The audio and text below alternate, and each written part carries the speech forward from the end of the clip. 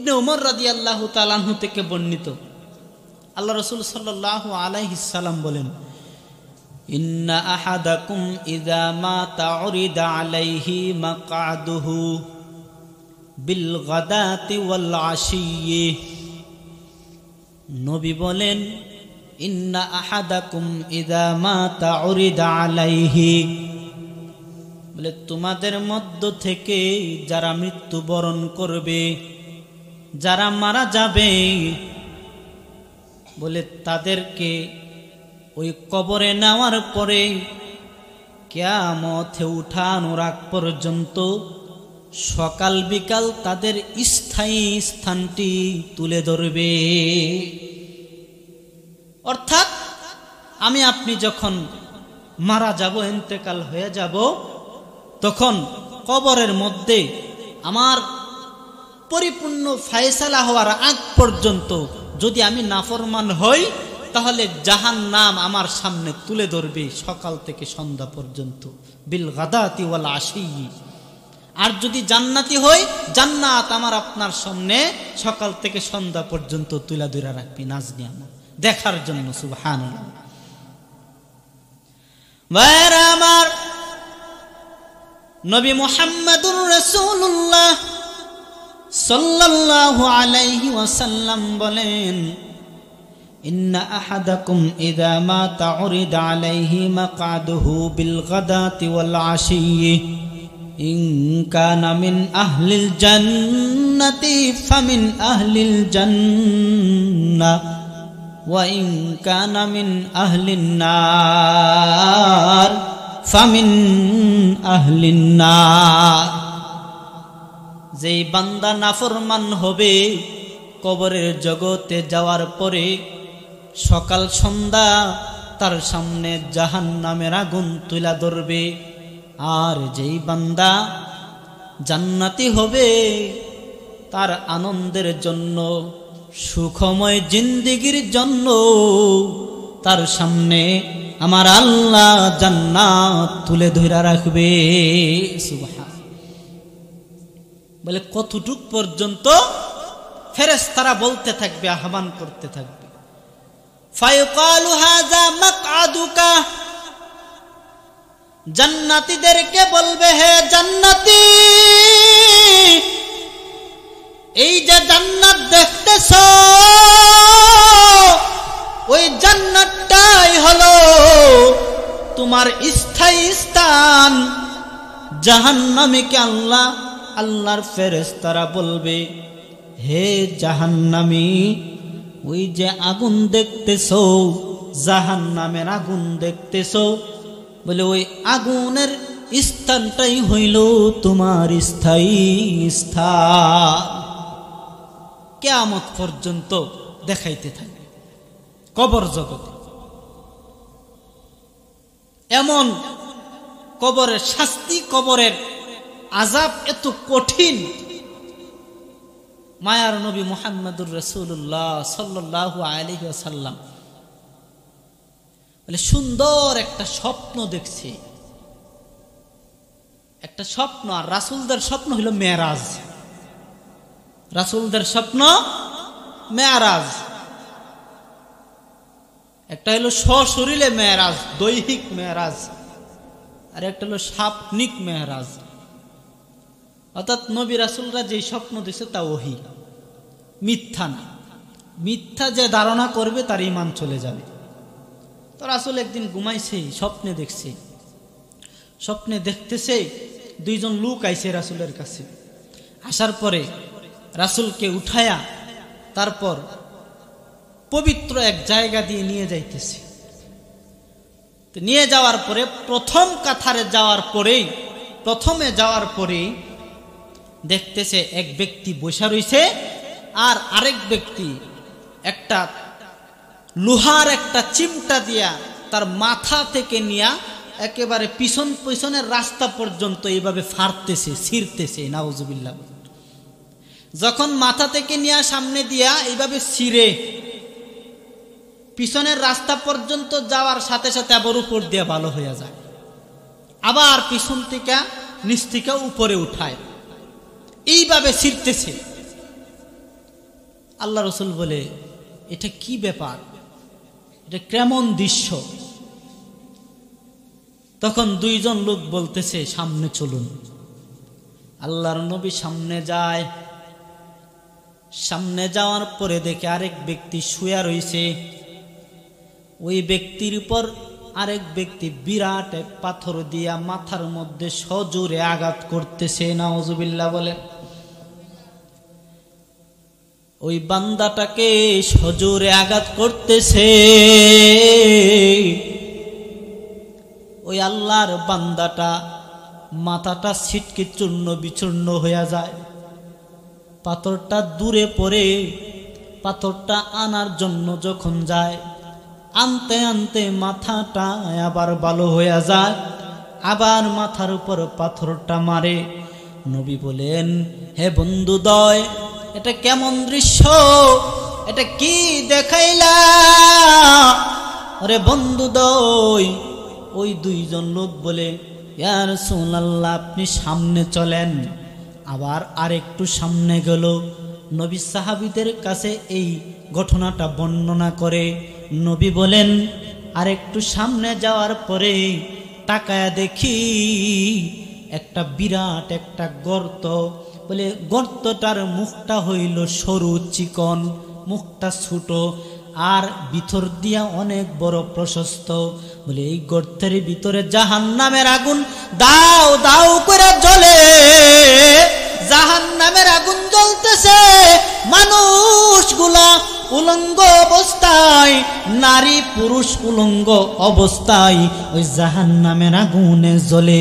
আগুন যখন ওর উপরে উঠে, মানুষগুলা উপরে ওঠে। আবার আগুন যখন নিচে যায়, মানুষগুলাও আগুনের সাথে সাথে নিচে চলে যায়। নবী বলেন, হে বন্ধুদ্বয়, বলে এই দৃশ্য কি? দুইজন লোক বলে, নবী গো, সামনে আগান। নবী যখন সামনে গেল, সামনে যাওয়ার পরে আরেকটা জিনিস দেখে, আরেকটা দৃশ্য দেখে, হে ভাই, বিরাট এক নহর দেখা যায়। বলে রক্তের নহর। রক্তগুলা হলো ফুটন্ত। ওই রক্তের মাঝখানে একটা লোক দাঁড়ায় আছে। ওই লোকটা ফুটন্ত রক্তের মধ্যে জ্বলতেছে, হাহাকার করে চিৎকার করতেছে। লোকটা যখন দৌড়ে পারে ফিরতে চায়, লোকটা বীরার সাথে সাথে ওই কি পারে তীরের মধ্যে আরেকটা লোক দাঁড়ায় আছে। ওই লোকটা যখন কাছে ফিরে, তখন তীরের লোকটা আরেকটা পাথর দিয়া তাকে সজোরে আঘাত করে। আঘাত কইরা আবার লোকটাকে নহরের মাঝখানে নিয়ে যায়। নবী বলে, এটা কেমন দৃশ্য? হে বন্ধুদ্বয়, এটা কেমন দৃশ্য গো? ওই দুই বন্ধু বলে, নবী গো, সামনে আগান। নবী আর একটু সামনে আগাইল। নবী সামনে আগানোর পরে তাকায়া দেখে একটা সুন্দর বাগান দেখা যায়। ওই বাগানের মাঝখানে বিরাট একটা গাছ দেখা যায়। বলে গাছের তলে একজন বৃদ্ধ লোক বসে আছে। আর এই বৃদ্ধ লোকটার চতুর্পাশে ছোট ছোট নাবালক বাচ্চারা লেখাপড়া করতেছে। আর একটু আগায়, আর একটু আগানোর পরে তাকায়া দেখে আর একজন লোক বসে আছে। বৈশা বৈশা তার সামনে আগুন প্রজ্বলিত আগুন। এই লোকটা বৈশা বৈশা আগুনের মধ্যে ফু দে, আর আগুনের তেজ বাড়ে। আর একটু আগায়, আর একটু আগানোর পরে নবীকে একটা সুন্দর একটা ঘরের ভিতরে ঢুকাইলো। জান্নাতে একটা ঘরে ঢুকানোর পরে ওই বন্ধুদ্বয় বলতেছে, এটা হইলো এক ধরন লোকের ঘর। নবী এখানে একটু রেস্ট নিয়া আবার সামনে আগায়। সামনে আবার আগানোর পরে আরেকটা ঘর। বলে ওই ঘরের মধ্যে যাওয়ার পরে নবী ওই ঘরের মধ্যে রেস্ট নিল। ওই ঘরের মধ্যে বিভিন্ন ধরনের যুবকের দলরা সেখানে বসবাস করতেছে। সুবহান, যুবকের দল বসবাস করতেছে। এত লম্বা ঘর স্বপ্ন দেখছি। এখন এই ঘরের ভিতরে গিয়া নবী বৈশা কয়, আমি যে এতক্ষণ ফিসে ফিসে যা দিকে আইছি, এখন আমার এদিক ওইটা কিতা কিতা। তখন এই দুই লোক বলতেছে, ইয়া রাসূলুল্লাহ, ইয়া হাবিবাল্লাহ, আপনি যে প্রথম লোকটাকে দেখছেন লোহার চিমটা দিয়া তার বুক ফাটতেছে, তার শরীর ফাটতেছে, এই লোকটা হইল দুনিয়ার জমিনে যে মিথ্যা কথা বলতো। ভাইয়েরা আমার, আল্লাহর নবী মুহাম্মাদুর রাসূলুল্লাহ সাল্লাল্লাহু আলাইহি সাল্লাম নবীকে এই লোক দুইজন বলতেছে, বলে এই লোকটা হইল মিথ্যাবাদী, যে দুনিয়ার জমিনে সমাজে মিথ্যা কথা বলে বেড়াইতো, বলে মিথ্যা কথা বলতো, আর তার মিথ্যা বলার কারণে সমাজে বিভিন্ন বিশৃঙ্খলা সৃষ্টি করত। এই দুইজন বলতেছে, নবী গো, এই দুই লোকটাকে এইভাবে কিয়ামত পর্যন্ত শাস্তি দিতে থাকবে। কিয়ামত পর্যন্ত শাস্তি দিতে থাকবে। তো একটা মানুষকে যদি করাতের মতো গাছ যেইভাবে ফাড়ে, এইভাবে যদি ফাড়ে চিরে, কষ্ট কি কম হবে? ছিঁড়ে আবার ভালো হয়ে যায়, আবার ছিঁড়ে, কেমন কষ্ট। ওই দুই লোক বলতেছে, সামনে যাবার আগাইছেন, আর একজন ব্যক্তি সামনের ব্যক্তিটাকে আল্লাহ শাস্তি দিতেছে, পাথর দিয়া জোরে আঘাত করতেছে, মাথা চূর্ণ বিচূর্ণ হয়ে গেছে। বলে ওই লোকটাকে যে আপনি দেখলেন, ওই লোকটা হইল দুনিয়ার জমিনের ইলম শিখনেওয়ালা বেআমল আলেম। ভাই, আমি আপনিও ঢুকছি এটার ভিতর। বলে আমি ইলম শিখলাম, কুরআন হাদিসের জ্ঞান শিখলাম, কিন্তু তা অনুযায়ী আমল করলাম না, তাহলে ওই দ্বিতীয় নম্বরের শাস্তি আমার আপনার কপালে আছে। যেই পরিমাণ আল্লাহ ইলম দিছে, ওই পরিমাণ ইলম অনুযায়ী আমল করতে হবে। ওই দুই লোক বলতেছে, নবী সামনে যাওয়ার পরে আপনি 3 নম্বর যেই লোকটাকে দেখতে পাইলেন, নবী গো, ওই গর্তটা জাহান্নামের আগুনের গর্ত। বলে ওই গর্তের মধ্যে যে উলঙ্গ নারী আর পুরুষ দেখছেন, বলে ওই উলঙ্গ নারী পুরুষ দুনিয়ার জমিনে জিনা বেবিচারে লিপ্ত ছিল। এই জন্য আল্লাহ তাআলা জাহান্নামের আগুনে উলঙ্গ করে শাস্তি দিতেছে, নাউজুবিল্লাহ, যারা জিনা বেবিচারে লিপ্ত থাকে। ভাইরা আমার, সামনে 4 নম্বর দুইজন লোক বলতেছে, সামনে যেই নহরটা দেখছেন, রক্তের নহর, বলে ওই নহরটার মধ্যে যেই ব্যক্তিটাকে দেখছেন শাস্তি দিতেছে, বলে ওই ব্যক্তিটা দুনিয়ার জমিনে সুদ খাইতো, সুদ। বলে সুদখোর রে, আল্লাহ এইভাবে কিয়ামত পর্যন্ত আল্লাহ শাস্তি দিতে থাকবে। বলে কেমন শাস্তি? যে রক্তের নহর, এই রক্তের নহরের মধ্যে ফুটন্ত রক্তের নহর, রক্তের নহরে তাকে শাস্তি দিতে থাকবে। আর পারে এক লোক থাকবে, সে পাথর দিয়ে শুধু ঢিল দিবে, সে চেষ্টা করবে পারে উঠার জন্য, কিন্তু উঠার কোনো ক্ষমতা নাই, উঠার কোনো ক্ষমতা নেই। এবার মায়ার নবী সামনে যা আগায়া একটা বাগান দেখলো, বাগানের মধ্যে একটা গাছ দেখছে। বলে ওই গাছের নিচে এক বৃদ্ধ লোক বসে আছে। ওই দুইজন লোক বলে, নবী গো, যে বৃদ্ধ লোকটাকে আপনি দেখছেন, বলে ওই লোকটা হইল হযরত ইব্রাহিম আলাইহিস সালাম। সুবহানাল্লাহ, হযরত ইব্রাহিম আলাইহিস সালাম। হযরত ইব্রাহিম আলাইহিস সালাম পাশে যেই শিশুরা বসা রয়েছে, বলে ওই শিশুরা হইল মুসলমানদের নাবালক সন্তান, যাদেরকে ইব্রাহিম আলাইহিস সালাম কোরআন শিক্ষা দিতেছে। আর যে আরেকজন লোক দেখলো, সেই লোকটা আগুনের মধ্যে ফু দিতেছে আর আগুন বাড়তেছে। এই দুইজন বলতেছে, ইয়া রাসূলুল্লাহ, এই যে লোকটা দেখছেন এটা হইল জাহান্নামের ফেরেশতা মালেক। বলে সে আগুনের মধ্যে ফু দিতেছে আর আগুন প্রজ্বলিত হইতেছে। নাউজুবিল্লাহ বলে। 4 নাম্বার, আর একটু সামনে যখন গেলেন, তো আর একটু সামনে যখন গেলেন, সামনে যাওয়ার পরে রাসূল যে একটা ঘরের ভিতরে ঢুকছে, ঘরের ভিতরে ঢোকার পরে কিছু বৃদ্ধ লোক আর কিছু জান্নাতি মানুষদেরকে দেখছে। জান্নাতি মানুষদেরকে যে দেখছে, এগুলো কারা?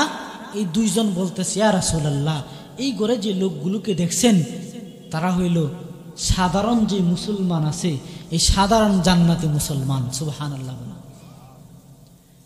দ্বিতীয় যে ঘরটা আপনি দেখলেন, দ্বিতীয় ঘরটা যে যুবক দলকে আপনি দেখলেন, বলে এই যুবক দলগুলা হইল যারা আল্লাহর রাস্তায় তরবারি নাড়া দিয়া শহীদ হয়েছে। এই শহীদদেরকে আল্লাহ তাআলা এই দ্বিতীয় যে স্থানটা আছে জান্নাতের এই গড়টাতে রাখছে। সুবহানাল্লাহ। দুইজন বলতেছে, ইয়া রাসূলুল্লাহ, ইয়া হাবিবাল্লাহ, আমি হইলাম, একজন বলতেছে আমি হইলাম হযরত জিব্রাইল, আর ইনি হইলেন হযরত মিকাইল আলাইহিস সালাম। সুবহানাল্লাহ। হযরত মিকাইল আলাইহিস সালাম। এরপর রাসূল সাল্লাল্লাহু আলাইহি সাল্লাম যখন উপরে তাকাইল, সাহাবীরা বলতেছে, ইয়া রাসূলুল্লাহ, ইয়া হাবিবাল্লাহ, উপরের দিকে তাকান। উপরে তাকায় দেখলো একটা মেঘমালার মতো দেখা যায়। বলে ওই মেঘমালাটা সাদা সবুজ সুন্দর মেঘমালা। আল্লাহর নবী উপরের দিকে তাকাইলো। উপরের দিকে তাকানোর পরে দেখে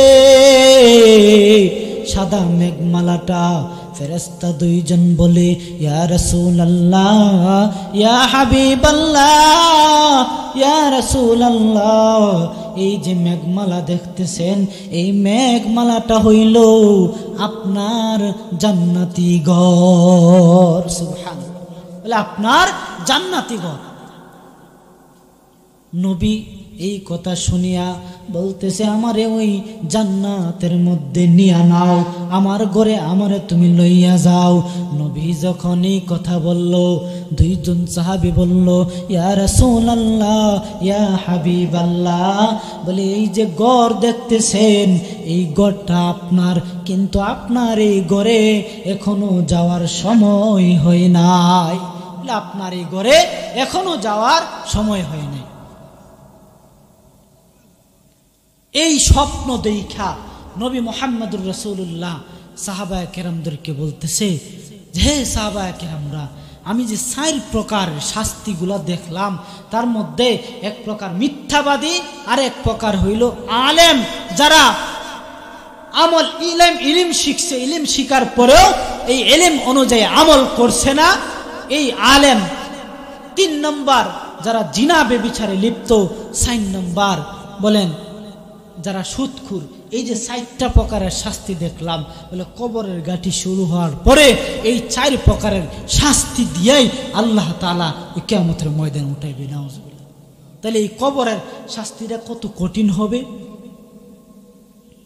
এইভাবে যদি শাস্তি নিয়ত থাকে কতটা কঠিন হবে চিন্তা করে দেখেন। আমার আপনার কবর জগৎটা দুনিয়া থেকেই আলোকিত করতে হবে। বলে কিসের দ্বারা? ঈমান আর আমল দ্বারা। ঈমান আর আমল দ্বারা আলোকিত করতে হবে।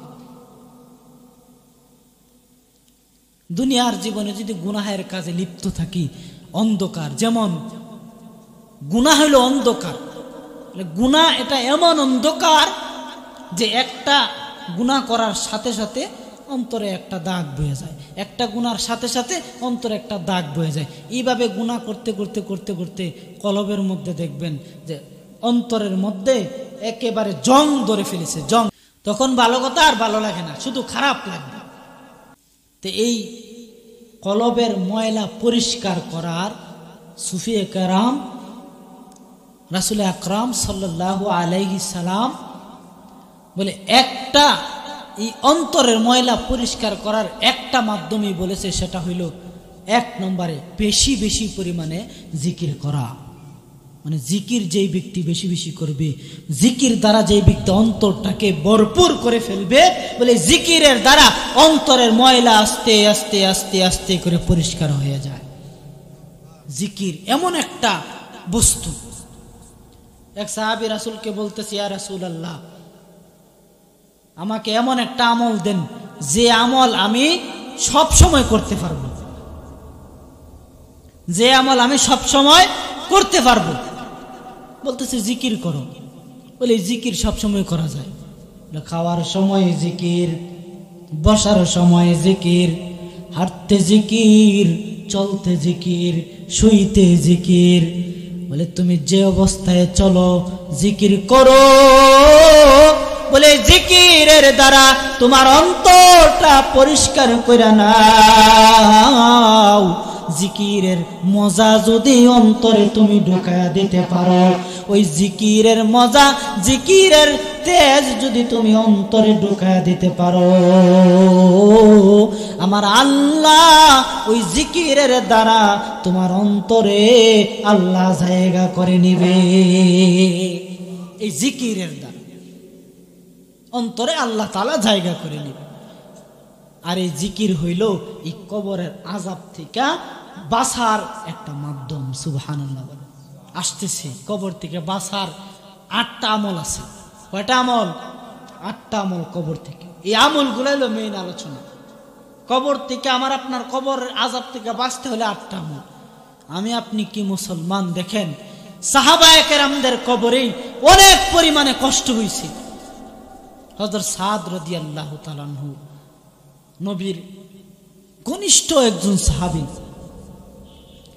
যখন ইন্তেকাল করলেন, ইন্তেকাল করার পরে নবী যখন সাদের জানাজা লইয়া জানাজার মাঠে যায়, জানাজা পরে দাফন করার জন্য যায়, তখন সাহাবীর এই সাদ রাদিয়াল্লাহু তাআলা আনহুর জানাজায় নবী বৃদ্ধাঙ্গুলির মধ্যে বর দিয়া হাঁটতেছে, পরিপূর্ণ পা ফালায় না। সাহাবায়ে কেরামরা এই দৃশ্যটা দেখলো। এই দৃশ্যটা সাহাবায়ে কেরামরা দেখে আশ্চর্য হয়ে গেল। একজন আরেকজন বলা বলি করতেছে, কি ব্যাপার, এত জায়গা হওয়ার পরেও নবী বৃদ্ধাঙ্গুলির উপর পা রাইখা হাঁটে কেন? কারণ কি হইল? যখন নবী এই অবস্থায় দাফনের কার্যে গেল, দাফন শেষ করলো, দাফন করার পরে নবী যখন উপরে উঠল, উপরে ওঠার পরে হঠাৎ করে নবী বলে সুবহানাল্লাহ, আলহামদুলিল্লাহ, আল্লাহু আকবার, আল্লাহু আকবার, সুবহানাল্লাহ, আলহামদুলিল্লাহ, আল্লাহু আকবার, আল্লাহু আকবার। জোরে জোরে এই তাসবিহগুলো আল্লাহর নবী আওয়াজ দিয়া পড়ে। সাহাবায়ে কেরামরা জিজ্ঞাসা করলো, ইয়া রাসূলুল্লাহ, ইয়া হাবিবাল্লাহ, হঠাৎ করে এমন কেন হইল? আপনি হঠাৎ কইরা বৃদ্ধাঙ্গুলির উপর পা ভর দিয়ে আপনি হাঁটলেন, এইটা হইল একটা দৃশ্য। 2 নাম্বার, আপনি কবরের পাশে দাঁড়াইয়া হঠাৎ কইরা উচ্চ সুরে সুবহানাল্লাহ, আল্লাহু আকবার, আলহামদুলিল্লাহ বলতেছেন, কারণ কি? নবী গো, এমন কাহিনী তো কখনো হয় নাই।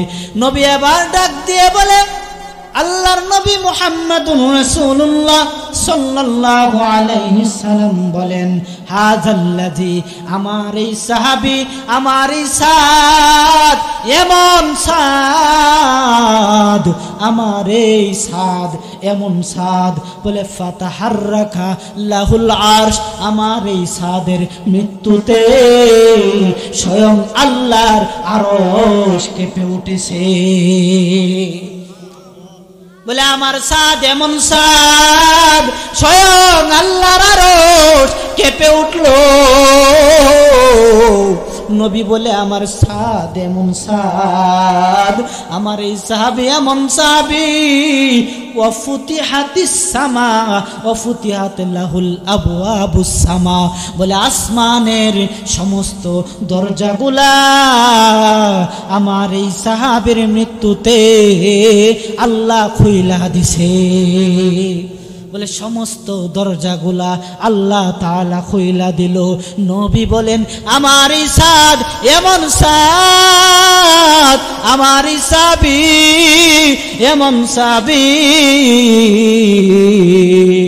বলে এমন সাহাবী আল্লাহর নবী বলতেছেন ওয়া শাহিদাহু সাবউনা আলফাম মিনাল মালাইকা, আমার এই সাদের মৃত্যুতে, আমার এই সাদের মৃত্যুতে, আমার এই সাদের জানাজায় আমার আল্লাহ একজন নয় দুইজন নয়, আমার আল্লাহ 70,000 ফেরেশতায় আমার এই সাহাবীর জানাজায় আল্লাহ তাআলা অবতীর্ণ করেছে। আল্লাহ 70,000 ফেরেশতা, রহমতের ফেরেশতা আল্লাহ রব্বুল আলামিন আমার এই সাদের জানাজায় আল্লাহ অবতীর্ণ করেছে, যার কারণে আমি পরিপূর্ণ পা ফালাইতে পারি নাই, বরং আমি বৃদ্ধাঙ্গুলি দিয়া আমি বর দিয়া হাঁটছি, আমি জায়গা পাই নাই রহমতের সাহাবীদের কারণে। নবী বলেন ওরে সাহাবায়ে কেরামরা, জানুনি আমি যে হঠাৎ করে সুবহানাল্লাহ বইলা উঠলাম, আমি যে হঠাৎ করে আল্লাহু আকবার বলে উঠলাম, আমি যে হঠাৎ করে তাসবিহগুলো পড়লাম, জানুনি আমার এই সাহাবী আল্লাহ তাআলা তারে এত সম্মান দিছে, আমার এই সাদকে আল্লাহ এত সম্মান দিছে, যার জানাজায় 70,000 ফেরেশতা নাজিল, যার জন্য আল্লাহ তাআলা জান্নাতের দরজা, আল্লাহ তাআলা আসমানের দরজা সমূহ খুইলা দিল, যার জন্য আল্লাহ তাআলার আরশটা কেঁপে উঠল, যার মৃত্যুতে এত মর্যাদা পাওয়ার পরেও আমার ওই সাদ যখন আমি আমার সাদকে কবরের মধ্যে যখন রাখলাম, কেমন জানি ওই কবর আমার সাদের জন্য সংকীর্ণ হয়ে যাইতেছে, কেমন জানি আমার সাদকে কবরে দাবায়া দিতেছে। বলে আমার সাদ এত সম্মানী, এত সুন্দর সাহাবী, যার জানাজার মধ্যে ও মুসলমান আল্লাহর গোলাম, যার জানাজা স্বয়ং আল্লাহর নবী পড়াইলো, যার উপর নবীও খুশি আল্লাহ খুশি, এরপরেও ওই অন্ধকার কবর ওই সাদ রাদিয়াল্লাহু তাআলা আনহুর সাথে আস্তে আস্তে করে সংকীর্ণ হয়ে যাইতেছে। নবী দেখে কবর যেমন সাদ রাদিয়াল্লাহু তাআলা আনহুকে চাপা দিয়া দিবে, চাপা দিয়া দিবে, রাসূল এই বয়ে জোরে জোরে সুবহানাল্লাহ আল্লাহু আকবার আলহামদুলিল্লাহ আল্লাহু আকবার এই জিকিরগুলা নবী করতেছে। সুবহানাল্লাহ। তাহলে সাদ রাদিয়াল্লাহু তাআলা আনহু এত সম্মানী একজন সাহাবী, এত সম্মানী সাহাবী হওয়ার পরেও আল্লাহ তাআলা এই কবর এই সাহাবীর সাথে পর্যন্ত ভালো আচরণ করে নাই, বরং তাড়াতাড়ি চাপায়া দিতেছে, কবর সংকীর্ণ হয়ে যাইতেছে। ওরে ভাই, এই সাদ রাদিয়াল্লাহু তাআলা আনহু বলে তার কবরে যদি এমন সংকীর্ণ হতে চায়, আর আমি আপনি কেমন গুনাহগার, আমি আপনি কেমন বান্দা, প্রতিদিনে হিসাব করে দেখেন গুনাহ কতটা হয় আর আমল কতটা হয়, আমলের দিকে তাকায়া দেখেন। আরে ভাই, 5 বেলার নামাজের দিকে তুমি তাকায়া দেখো, বলে 5 ওয়াক্ত নামাজের মধ্যে কতটা রুকু আছে, কতটা সেজদা আছে, 5 ওয়াক্ত নামাজের মধ্যে কতটা তাসবিহ আছে, বলে একটা তাসবিহ নি আমি আল্লাহর দিকে মুতাওয়াজ্জিহ হইয়া পড়লাম, একটা তাসবিহ নি আমার দিল থেকে পড়লাম, একটা আল্লাহু আকবারের শব্দ আমি আল্লাহর জন্য সঠিক করে বলতে পারছি কিনা একবার তুমি চিন্তা করে দেখো। একটা ওয়াক্ত নামাজ ইখলাসের সাথে আমি আদায় করছি কিনা চিন্তা করে দেখো। একটা রুকু আমি আল্লাহর ইখলাসের সাথে দিছি কিনা, একটা সেজদায় আমি আল্লাহকে ইখলাসের সাথে দিছি কিনা। পাঁচ বেলার নামাজের হিসাব আমি নিজে নিজে কইরা দেখি। দেখেন না ভাই, মনে হয় আমার পাঁচ বেলার নামাজই হইতেছে না, আমার নামাজই কেমন জানি অশুদ্ধ হয়ে যাইতেছে, আমার নামাজই কেমন জানি আল্লাহর কাছে কবুল হইতেছে না। যার কারণে এই বেআমলি জিন্দেগির কারণে আল্লাহ রব্বুল আলামিন কেমন জানি আমার কবরে জাহান্নামের আগুন দিয়া দাবায়া দিবে।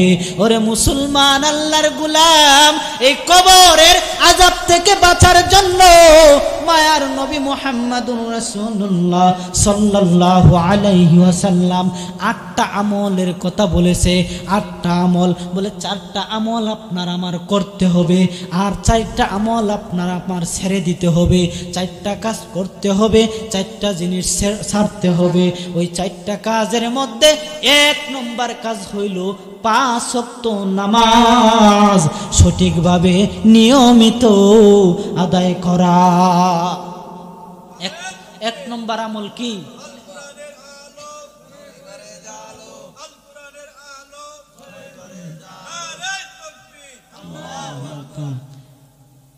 আটটা আমলের মধ্যে 1 নম্বর আমল কি? 5 ওয়াক্ত নামাজ রীতিমতো আদায় করতে হবে। একটা আমল 5টা ওয়াক্ত নামাজ জামাতের সাথে আমরা কে কে আদায় করি এটা নিজে নিজে খেয়াল করবেন। নিজের আমল নিজের মধ্যেই ফিট করবেন। 2 নম্বর আমল, নবী বলেন 2 নম্বর আমল বেশি বেশি করে দান সদকা করতে হবে। আমার সাধ্য অনুযায়ী, সামর্থ্য অনুযায়ী বেশি বেশি করে সদকা করতে হবে। আশেপাশে গরিব অসহায় থাকলে বলে গরিব অসহায়কে দান করা, ভিক্ষুক আসলে ভিক্ষুককে অল্প অল্প দান করা। বলে কোন সায়েল যদি আমার কাছে চায় অসহায় হইয়া, তাকে একেবারে ফিরায়া না দেওয়া, কিছু না কিছু হলেও দেওয়া। ভাইরা আমার, আল্লাহ রব্বুল আলামিন কিয়ামতের ময়দানে আমার আল্লাহ তাআলা এক বান্দাকে ডাক দিবে। বান্দাকে বলবে, বান্দারে তুই আমারে পানি পান করাইস নাই। বান্দা বলবে, মাবুদ গো কেমনে গো তোমারে পানি পান করাইব? বলে তোমারে কেমনে পাইব?